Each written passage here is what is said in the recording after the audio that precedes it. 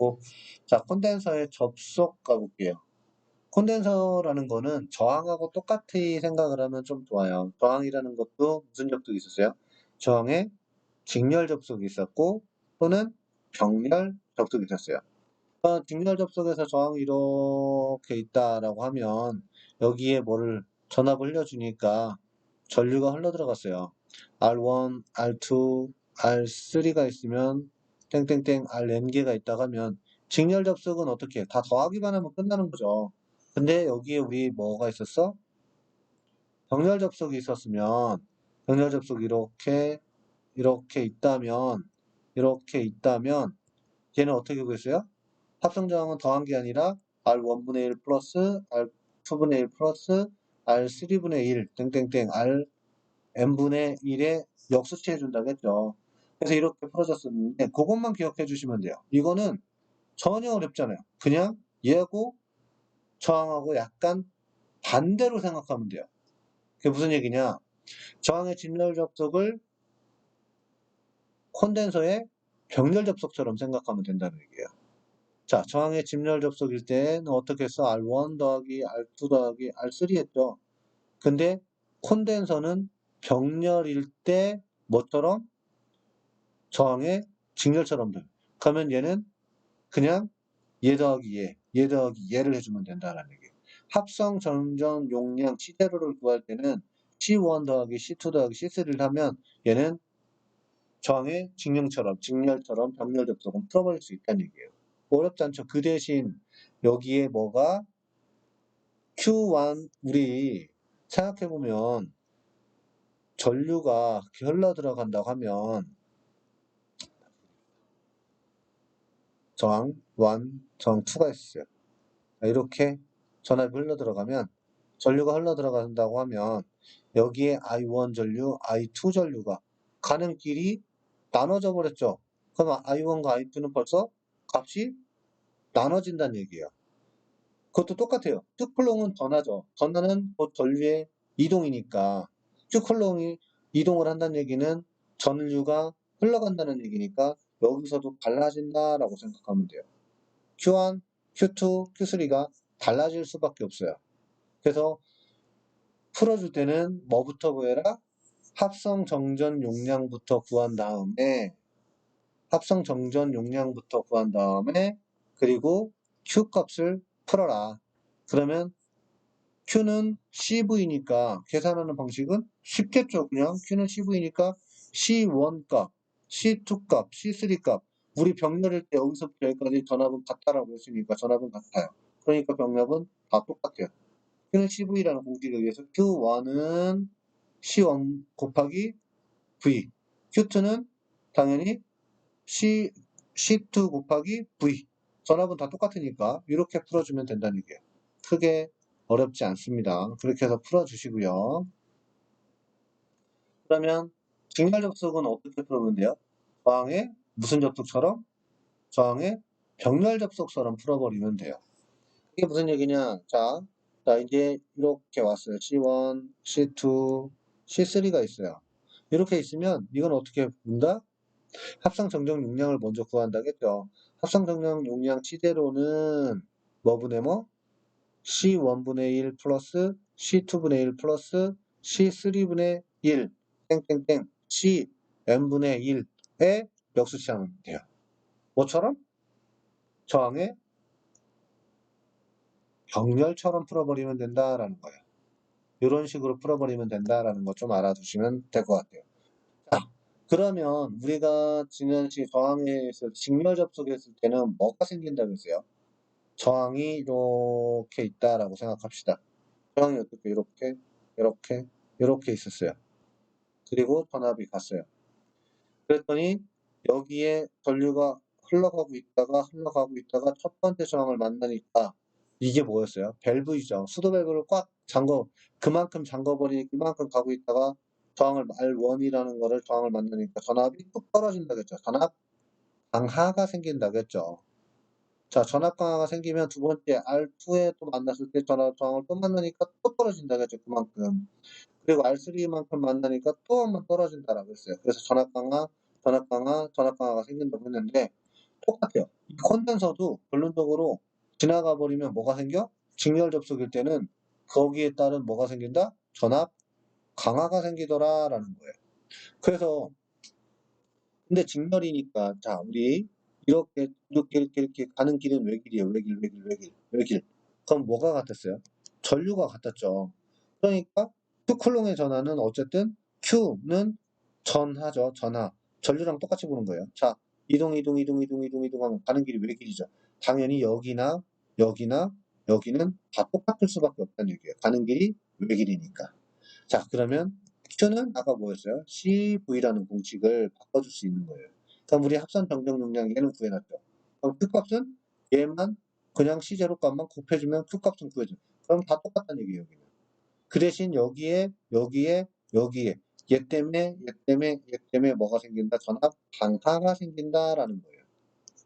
자, 전압 강화가 왜 생기는지 알겠죠? 얘를 하나의 저항으로 보는 거랑 똑같은 거예요. 얘 때문에 전압 강화가 생기고, 얘 때문에 전압 강화가 생기고, 얘 때문에 전압 강화가 생긴다는 얘기예요. 이 값의 값만큼, 얘가 가지고 있는 값만큼. 그러니까 우리 그때 어떻게 부르냐면, 자, V1의 전압은 V는 C분의 Q죠. 공식을 바꿔주면 Q는 CV라고 했으니까 이 공식을 바꿔주면 V1에 걸리는 전압이죠. V1에 걸리는 전압은 C1분의 Q로 풀 수가 있는 거예요. 그럼 여기는 두 번째 거죠. 그럼 당연히 V2의 전압은 C2분의 Q가 될 거예요. V3의 전압은 C3분의 Q가 될 거고 Q 값은 직렬일 땐 똑같다. 풀 수 있죠. 뭐하고 똑같았어요? 뭐하고? 저항의 직렬 접속하고 똑같다는 거예요. 왜? 전압 강화가 이렇게 생겼다라는 거. 그거는 직렬 접속하고 똑같은데 합성 정면 용량 구할 때는 C0에는 뭐처럼 풀어라? 저항의 병렬 접속처럼 풀어라라는 거예요. C1분의 1, C2분의 1, C3분의 1의 역수를 취해라. 근데 이게 몇 개 있어요, 우리?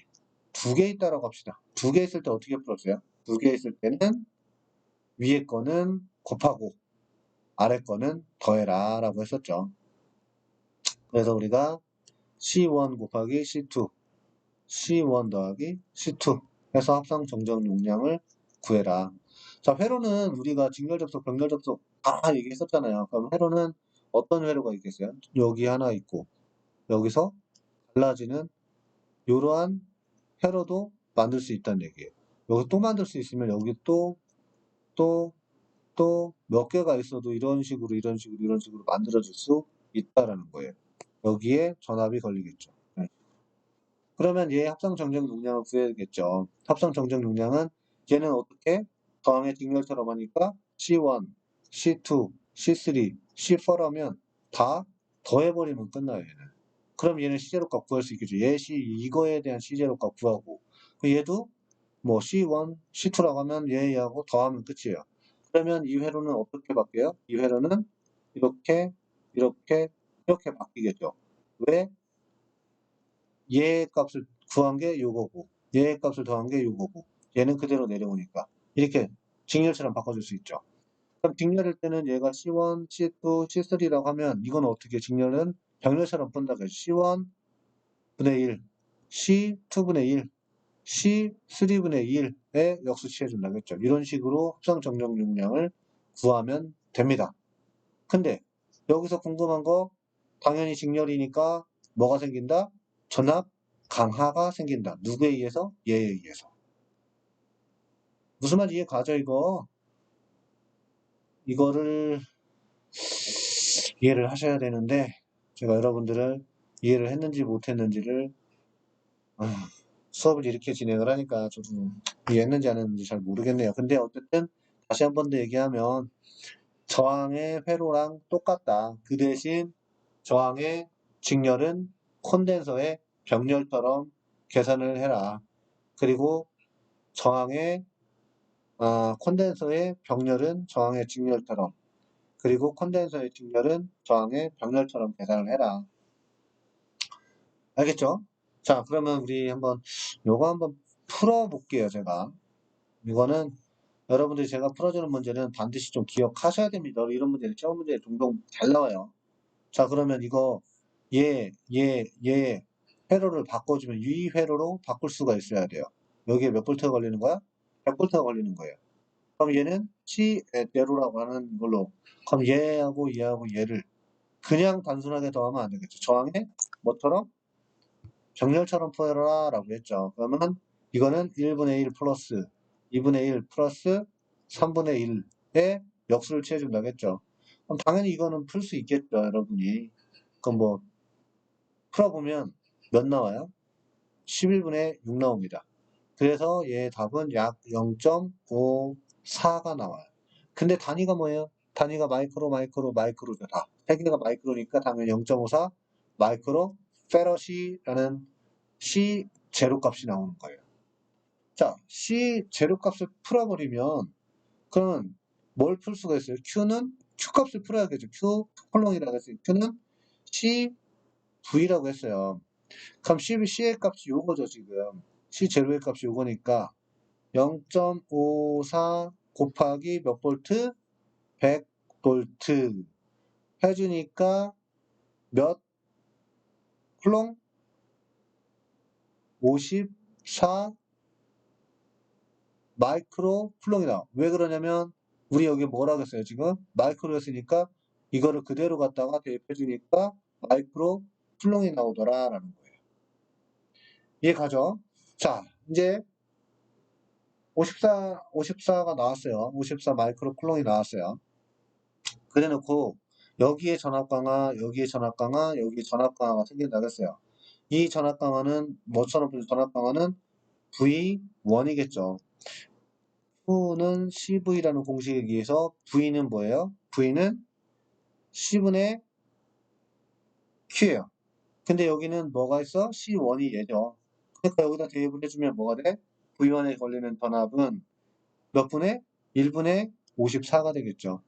그래서 몇 볼트가 나와? 얘는 54볼트가 나오는 거예요. 자, 이해 가죠, 이거? 54볼트가 나왔습니다. 두 번째 V2에 걸리는 전압은 C2분의 Q가 되겠죠. 그러면 54고, 두 번째는 뭐예요? 2예요.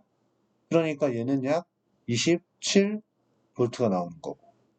V3에 걸리는 전압은 여기죠, 여기. 전압 강화 얘 때문에 생긴다고 했으니까 C3분의 Q. Q가 54였어요. C3는 3이고, 3이니까 이거 풀어보면 약 18볼트 나옵니다.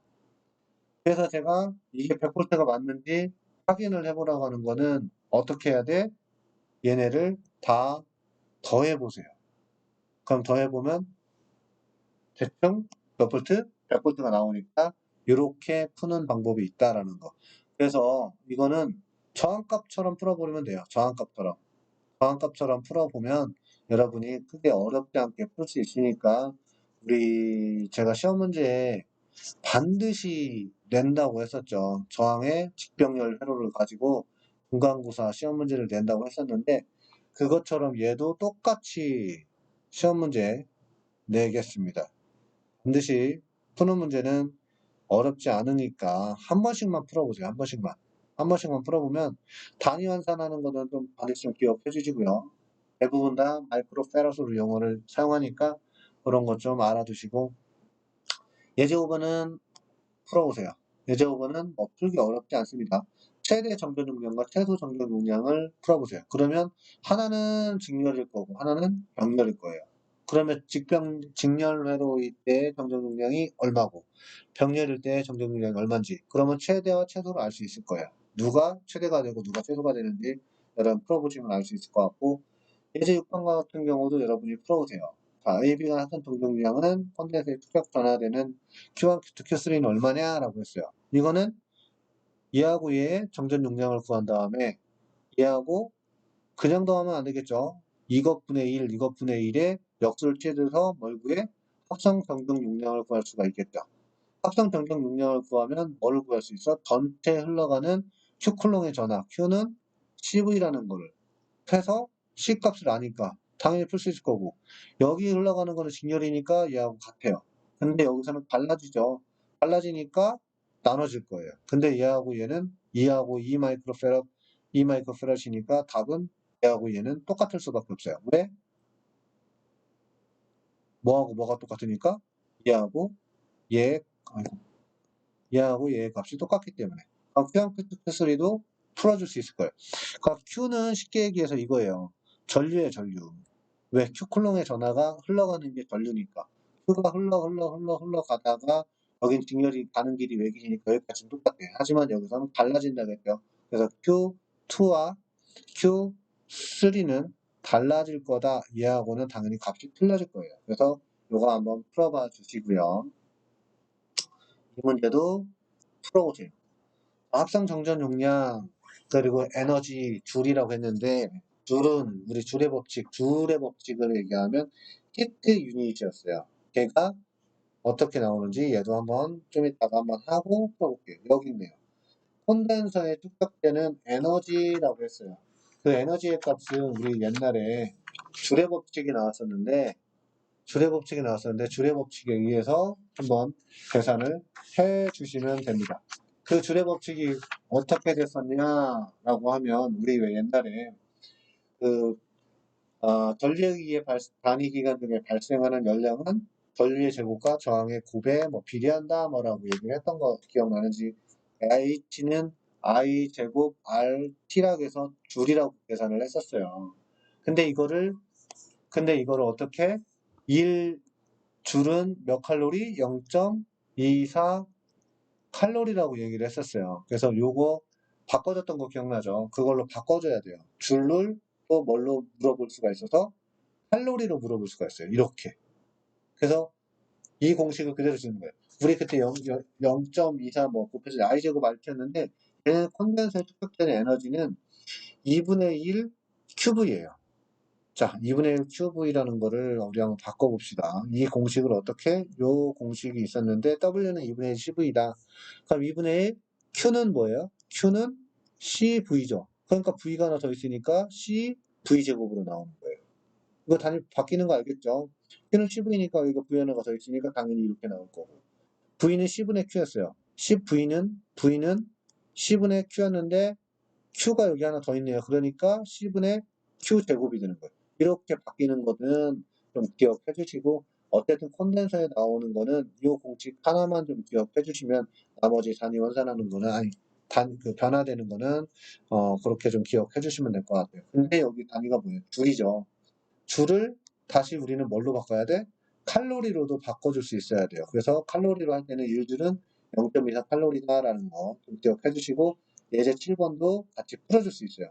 자, 100마이크로페럿이래요. 100마이크로페럿의 콘덴서에 페럿은 뭐의 단위였어요? 페럿은 정전 용량의 단위였죠. 콘덴서에 100볼트의 전압을 가해서 충전한 후에 저항을 통해서 방전시키면 다시 이제 일을 했다는 얘기죠. 그러면 몇 칼로리가 나오냐? 이거 공식 가지고 풀어주면은 여러분이 예제 7번도 풀어줄 수 있으니까 꼭 한 번씩 풀어보시고요. 여기에서 물어본 거는 이제 에너지 줄로 물어봤으니까 당연히 얘는 줄로 그냥 계산해버리면 끝나요. 0.24 곱할 필요가 없다는 얘기죠. 그래서 여기서 100V 사이에 합성 정전 용량 이걸 구하고 그 다음에 축적된 에너지 구하고 근데 이 사이에 걸려있는 전압이 몇 볼트야? 100볼트라는 얘기예요. 그럼 이 100볼트 이렇게 회로는 만들어진 거고 충전 전압 그럼 여기에 충전 전압 당연히 풀 수 있을 거예요. 그래서 이거를 시험 문제는 중간고사 시험 문제 이렇게 나갈 거니까 이것처럼 나갈 거니까 이 문제도 같이 풀어서 올려주세요. 자, 여기 유전체와 유전 분극 마지막입니다. 아까 유전체라는 걸 한다고 했는데 유전체라는 거는 아까 뭐냐면 콘덴서 한번 다시 한번만 보고 올게요. 콘덴서 여기 서로 마주보기한 두체의 도체판 사이에 뭐를 여기다가 절연물을 채워놓는다겠죠. 놓고 전하를 축적할 목적으로 사용하는 전기 부품을 뭐라고 한다? 콘덴서라고 했어요. 자, 그러면 유전체가 뭐냐라는 거죠. 유전체란 여기 보니까 전압을 그대로 하고 전극선에 절연물을 넣어주면 전하는 증가를 해요. 어떠한 절연물이냐는 거죠. 어떠한 절연물을 넣어주면 전하가 막 올라간대요. 이러한 절연물을 유전체라고 한다라는 거예요. 근데 그 절연물이라는 거는 다시 뭐 전기가 잘 통하는 물질도 있을 거고 잘 통하지 않는 물질도 있을 거예요. 그럼 교재에 보면 어떤 이 표 2-1번에 물질의 비유전율이라는 게 있어요. 여기에 봤더니 공기 그리고 질소 뭐 해놨어요. 비유전율의 값이 몇이에요? 약 1 나와요. 1. 그래서 비유전율의 값은 어떤 그 유전율과 그거의 비율이라고 했죠. 그래서 1이기 때문에 뭐 왔다 갔다 지나갈 수 있는데 그 안에다가 뭐 변압기율을 줄 수도 있고 파라핀도 넣을 수도 있고 쭉 보니까 근데 여기에 루셀륨하고 티탄산 바륨만 보세요. 루셀륨하고 티탄산 바륨 보니까 200하고 몇이에요? 250에서 4500까지 된대요. 얘가 루셀륨이에요. 그리고 얘는 티탄산 바륨. 지탄산 바륨이라고도 하고요. 티탄산 바륨이라고 해요. 얘네 값을 보니까 올라가 있죠. 그러면 여기에 막 뭐가 유전체가 값이 올라간다는 얘기는 여기에 전하가 막 증가하기 시작한다는 얘기예요. 아까 공기나 진공 상태라면 올라가지가 않겠죠. 근데 얘는 이것들 넣어놓고 전압을 올려주니까 얘네 값만 막 올라가더라라는 거예요. 그래서 얘네들은 그래서 유전율이 상당히 큰 물질을 우리는 뭐라 그래? 강유전체라고 하는 거예요. 얘네들. 그래서 제가 두 가지는 기억하라겠죠. 무구하고 무구, 루셀륨과 티탄산 바륨은 좀 기억해주세요. 왜 그렇게 하냐면 기억을 하냐면 걔네들이 이제 전기공학 쪽에서 우리 방사선과에서 가장 많이 물어보는 게 강유전체인데 강유전체의 대표적인 물질이 누구냐면 루셀륨 그리고 지탄산 바륨이라고도 합니다. 지탄산 바륨 또는 티탄산 바륨 똑같은 말이에요. 티탄산이나 그럼 얘네들 같은 경우는 막 압력이 그러니까 전압이 딱 걸려주면 막 유전 분극이 막 생겨서 얘네들을 강유전체라고 그래요. 그 수정이 우리는 대표적으로 뭐 수정이라는 것도 많이 사용하는데 그래서 시험 문제는 우리는 국가고시 시험 문제는 제일 많이 나오는 게 요거예요. 초음파가 발생하는 현상은 그게 바로 강유전체에다가 압력이나 장력의 기기적인 힘을 막 걸어줬더니 유전 분극 현상이 일어난대요. 그게 플러스 마이너스가 막 생긴다는 얘기예요. 그러면서 여기가 진동이 발생을 해요. 진동이 발생을 하면서 뭐가 발생을 한다? 초음파가 발생을 한다라는 거예요. 초음파의 발생 원리가 이거라는 거예요. 알겠죠? 그래서 앞전기 효과라는 게 있는데 이 앞전기 효과에 의해서 뭐가 발생을 한다? 초음파가 발생을 한다라는 거예요.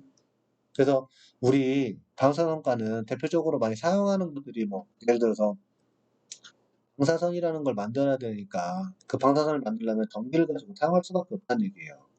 그리고 MRI 같은 경우는 뭘 만들어요? MRI 같은 경우는 마그네틱을 가지고 영상을 만든 거예요.